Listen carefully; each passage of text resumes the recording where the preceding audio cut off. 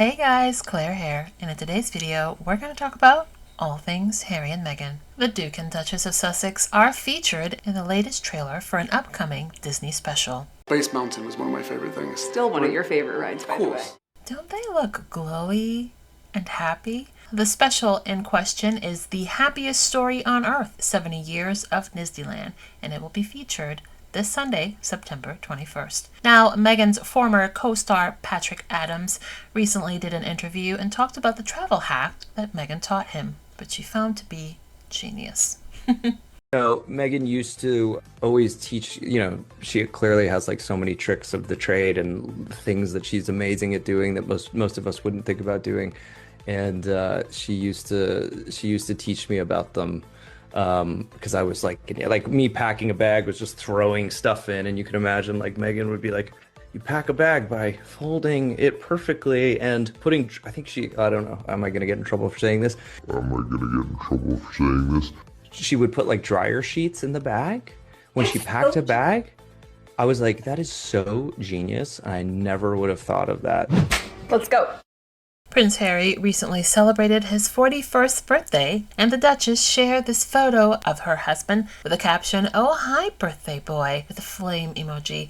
And as usual, with most things that comes to Harry and Meghan, the internet lost its mind. Working rules can't do this. Oh, hi, birthday boy. Fire emoji. It's fun, it's playful, it's a little bit sexy, and I love this for them.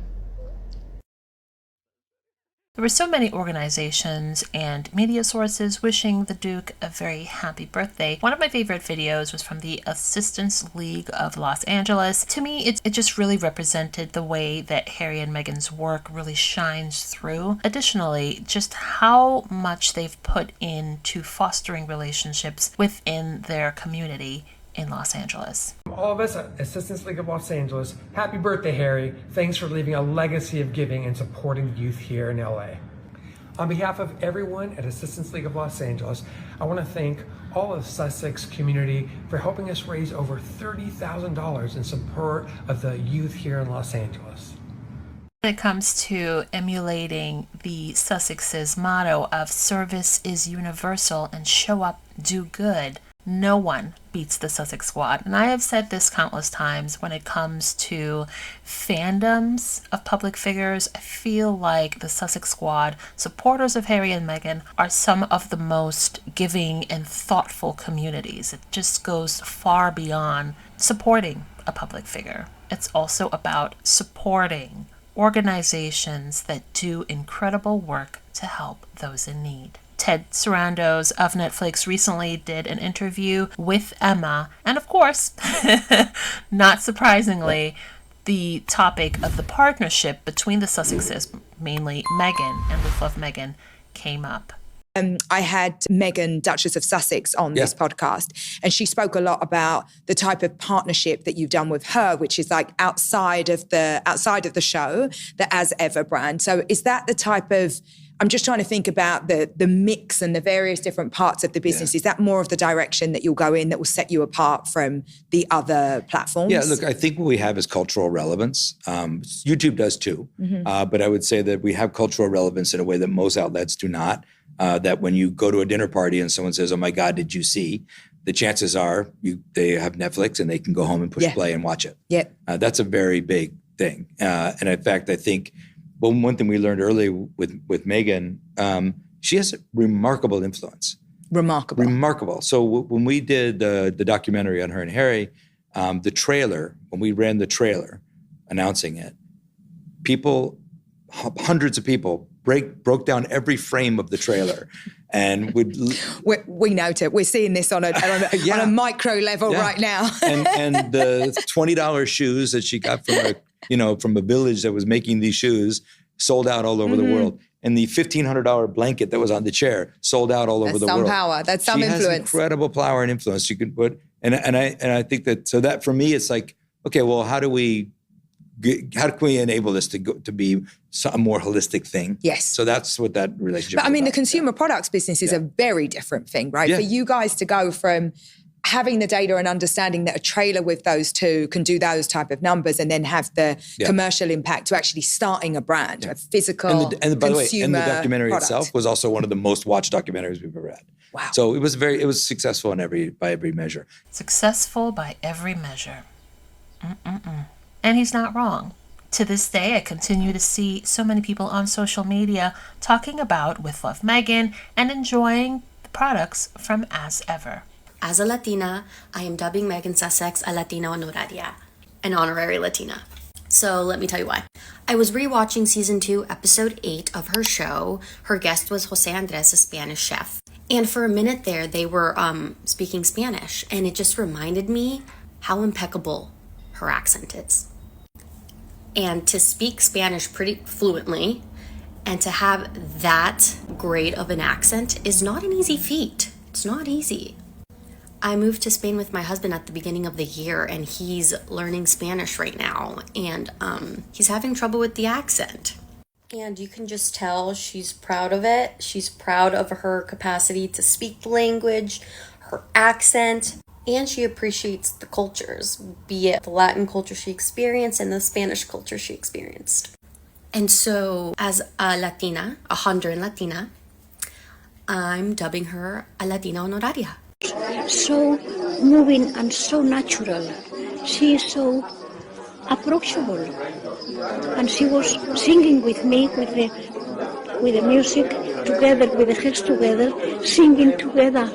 And then she talking Spanish to me, perfect Spanish. And was her Spanish good? She's got no accent at all. Perfect Castilian. Perfect. I had no intention of really following up with or commenting on this most recent visit. But upon seeing a few of these photos, particularly this one at the dinner, this tweet from Henry VIII on X captured my very initial thought. And the tweet reads, all this from a woman who claimed that walking next to her sister-in-law was the hardest thing she has ever done.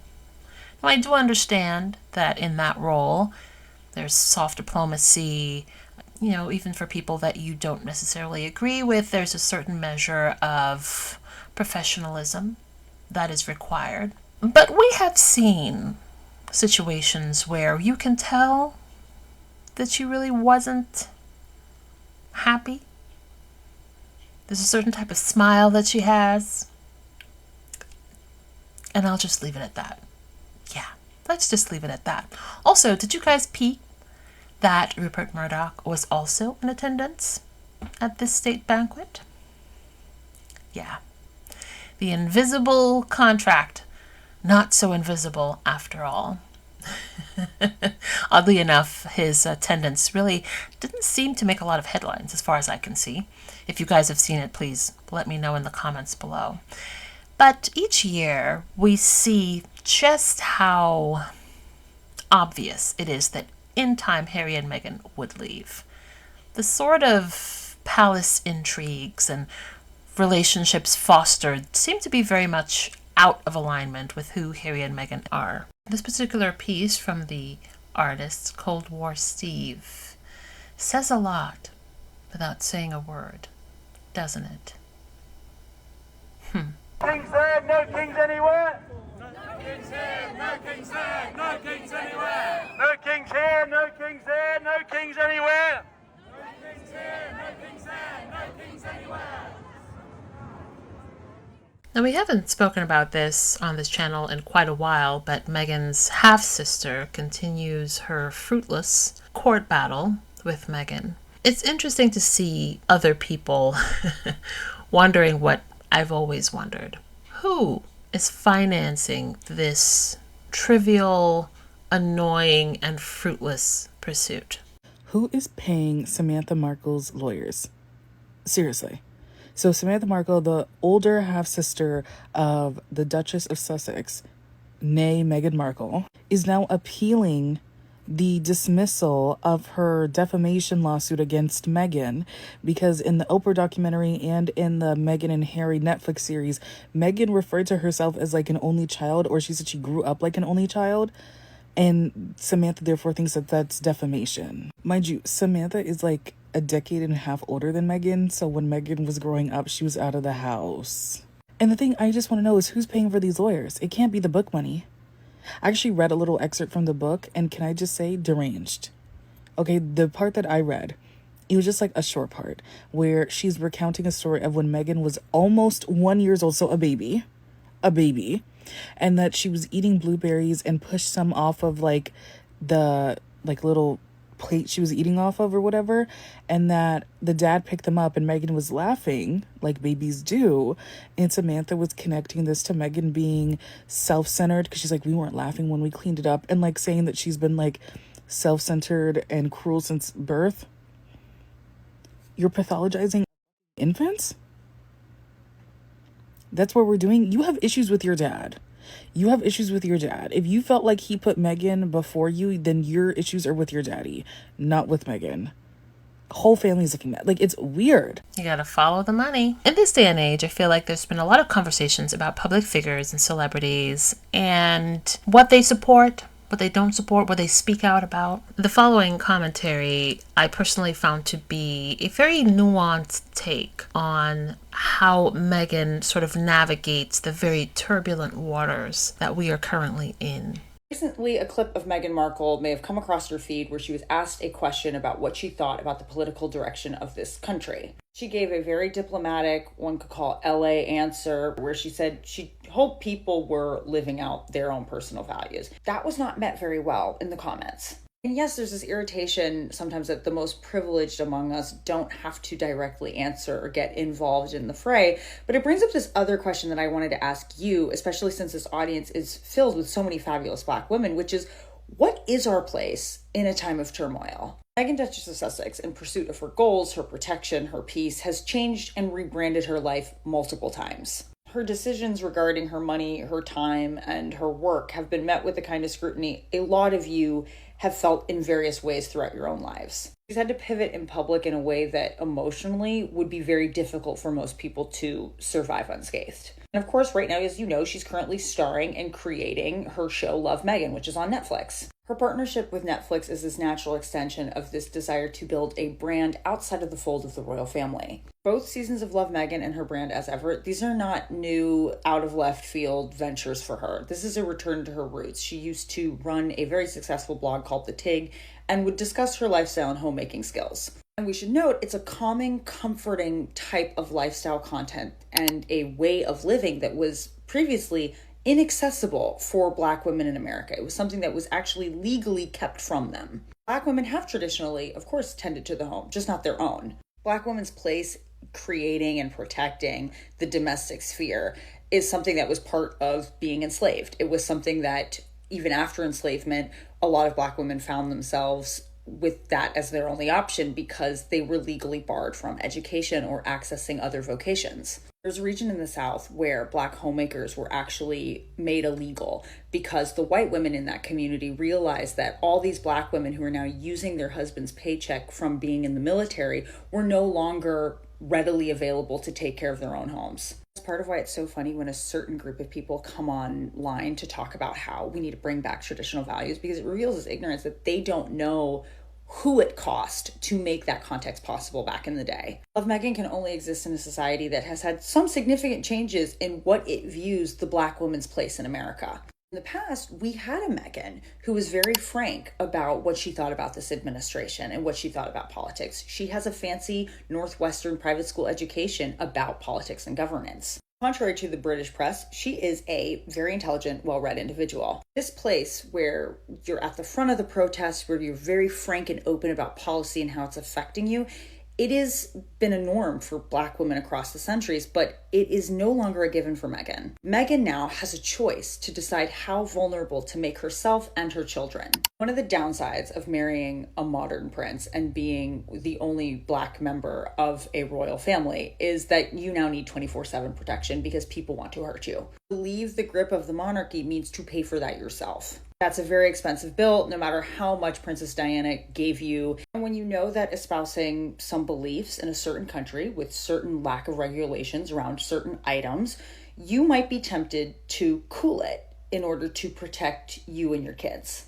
I think Meghan and a lot of you have worked very hard with your various degrees of privilege and wealth to create calm nervous systems for yourself and your families. Some feedback I got after the last election was that a lot of you were no longer interested in throwing yourself directly into the fray of another demographic's making. I think there's an exhaustion among some of you to keep repeating yourself, to keep repeating the same warnings and being asked to save the country time and time again. But returning to the values that are within Love Meghan and espoused by the Duchess herself, thinking about Deard McCullough's idea about silence in the Christian faith and how sometimes silence is a position of power and sometimes it is a position where you are actually enabling your abuser. What are some of you able to accomplish by keeping your jobs, keeping it moving, and privately funding certain things or helping the people in your community quietly?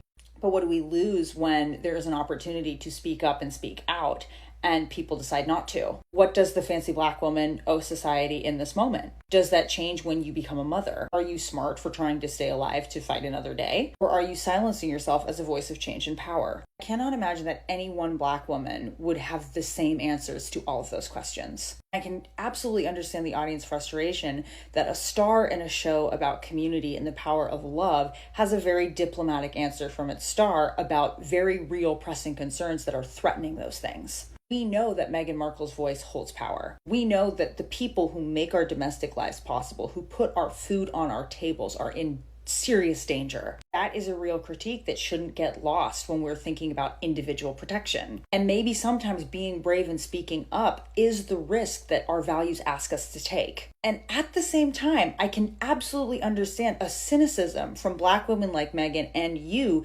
because your voice has not been wanted or respected in the past. As a Hollywood actress especially, Meghan has been asked to shut up. There's also the possibility that visibility and outspokenness, they're not the only political card you have to play. Meghan getting wealthier, lobbying privately, donating insane amounts of money to certain causes because she is able to keep a lifestyle brand going and she's taking money from the racists and they don't even know it, that's a move too. There might be a realization that the level of perfection that she in particular, or you in particular, have to have in order to speak on a topic might not be worth your time. Notice how even her proximity to whiteness, her light features, and the fact that she has a multi-ethnic background has not saved her. There is something to be said about playing the long game. And yes, it's easier to be diplomatic and quiet and kind of hedge your bets when you have children and a business at stake. There are people with significantly less privilege and protection where their voice is the only card they have left to play. And there are privileged Hollywood people who do risk a lot by choosing to make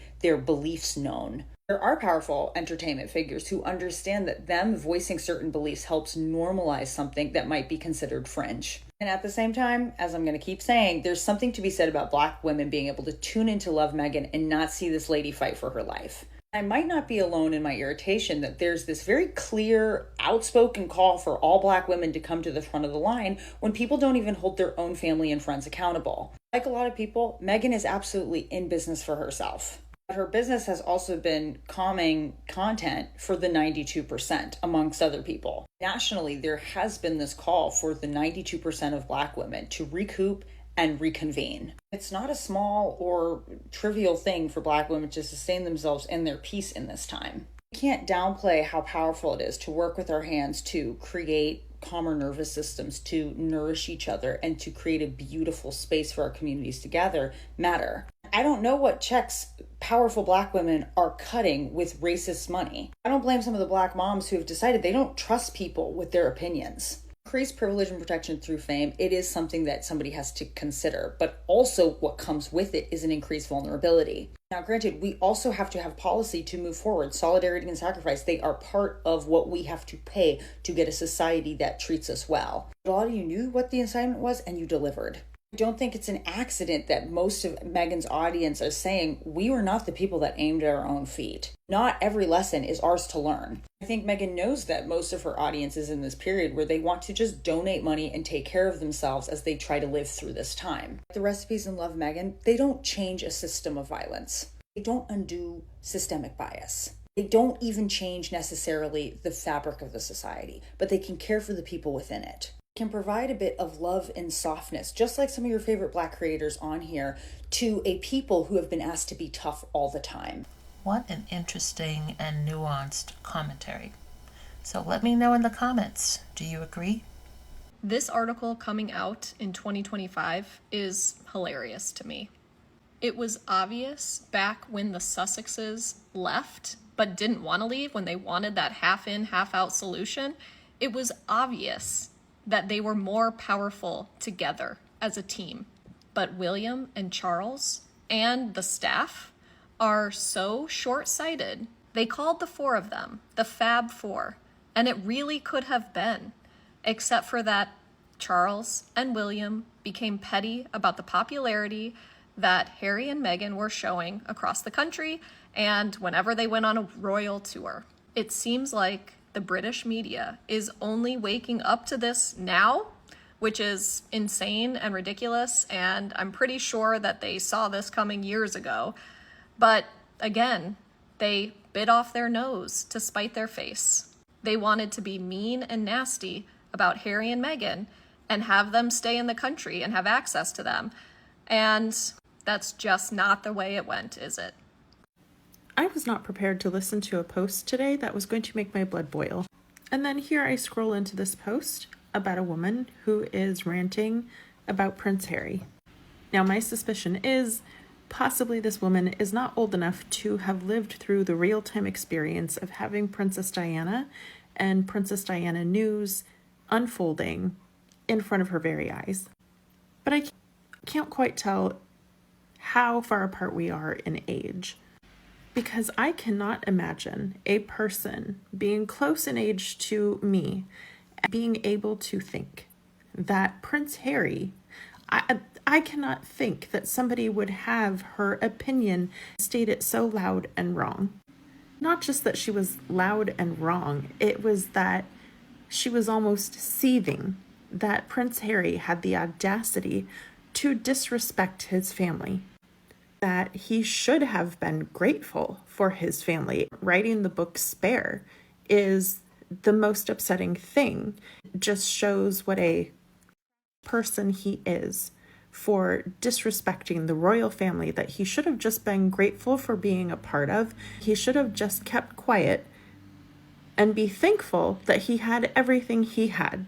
Now, being that I'm somebody who is old enough to have memories of Princess Diana, have memories of the celebrity headlines unfolding in real time while I was a teenager, the one thing that I have known for certain is that Princess Diana was definitely the princess of the people, and that of the two children, Prince Harry is the most like Princess Diana.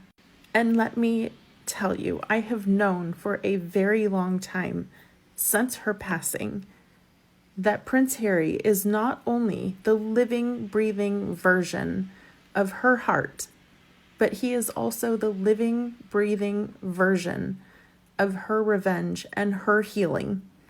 And anyone who wants to think that Prince Harry should be grateful, should shut up, and shouldn't disrespect the royal family is a person who has no idea what they're looking at.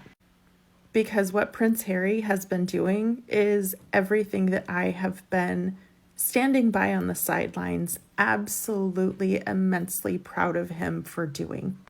The royal family wanted to control Princess Diana and her narrative even after she left the royal family. She lived her darkest times within the ranks of the royal family.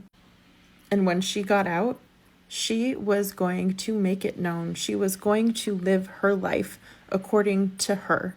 And that made the royal family treat her so much worse. Let me tell you, the emotional labor that Prince Harry has been doing since he left the royal family, even the act of leaving the royal family, it is one of the hardest things to do as a black sheep child of a narcissistically abusive family. I have been so proud from the sidelines watching Prince Harry and his decisions, especially in leaving the royal family, because his mother never got to. His mother was just getting started with living her life, having no control from the royal family any longer. And now Prince Harry is in the same position where he's living his own life. He gets to make his own choices. And that is the life and opportunity that Princess Diana was never afforded. Because Harry is the living, breathing version of his mother's heart, I know that she is happy when she looks upon him from the afterlife. I know that this is her revenge and her healing, that she gets to live vicariously through him in this world. Prince Harry saw everything the royal family did to his mother, everything they were trying to do to him. He said absolutely not. The same spark that was in Princess Diana's eyes is in Harry's. I never want to see that light go out. I think it's pretty ironic that the other brother is so angry that he wants to treat his own brother as a non-person. That's literally a phrase borrowed from the Queen Mother, the late Queen Mother, to describe people that she erased from conversation. But here's the twist. Harry is the opposite of a non-person. He's everywhere. He's in Ukraine. He's at Clarence House. He's in children's hospitals. He's front page news every time he lands in the UK. You cannot erase someone who is always showing up for people. That's why strangers shower him with gifts. That is why charities always welcome him. Despite the abuse that these charities get on their social media platforms, they would rather have Harry as a patron. They are holding on tight to Harry. In fact, I remember Wellchild refusing to give up Harry as a patron, and it's working out great for them. Because every year we all have an expectation that Harry will come back to the UK for the awards ceremony. And also, more importantly, the way children light up around Harry is incredible. We all see it. We can all feel it. Harry's humanity makes him unforgettable. And yet, the other brother, he can stamp his feet, he can demand silence all he wants, but history will simply not comply. The people remember who touched their lives. And between the two brothers, only one is earning that place. And Elizabeth's right. In the last video, I shared about a recent post from Make-A-Wish UK, in which this young man here, little Calvin, whose wish was to meet Prince Harry. During Prince Harry's recent trip to the UK for the Wellchild Awards and all the other philanthropic deeds that he was engaged in, Harry got to meet and spend time with Calvin. And we talked about Calvin's mother sharing just how much of an impact that has made on Calvin. Harry really is the embodiment of his mother, and we've seen that year after year. And the greatest thing is that it just seems to come naturally. It's not forced. He doesn't seem pained or impatient when meeting and interacting with people, even though there is just so much scrutiny directed at Harry and the Duchess. So, you know what's hilarious to me? The media pretend to worship the other brother as the future king, but when you look closely, everything revolves around Harry. Every headline, every smear, every opinion piece, it's always about Harry. And you know why? Because Harry's name actually sells. The truth is, the public don't care that much about the heir. They really don't. Many engagements that he carried out single-handedly last week, people hardly turned up to it because they don't care. And that's the truth. However, they do tolerate him. He's wallpaper. He's just there. He doesn't inspire loyalty. He doesn't connect with anyone emotionally. And he doesn't radiate charisma. Harry does. And he always has. That's why they have to keep tying Harry to any story involving the other brother. They need him to keep the machine running.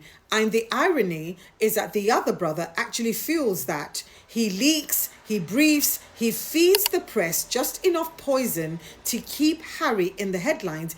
Even if it makes him look bitter and insecure, he doesn't care. The machine doesn't need the other brother to shine. They actually need Harry to burn. And that tells you everything about where real power, influence, and magnetism lies. And with that, we've come to the conclusion of today's video. Wherever you guys are, I hope you're having a wonderful day, and I'll talk to you guys in the next video. Bye. Thanks for watching. Don't forget to like and subscribe. Also, hit that notification bell.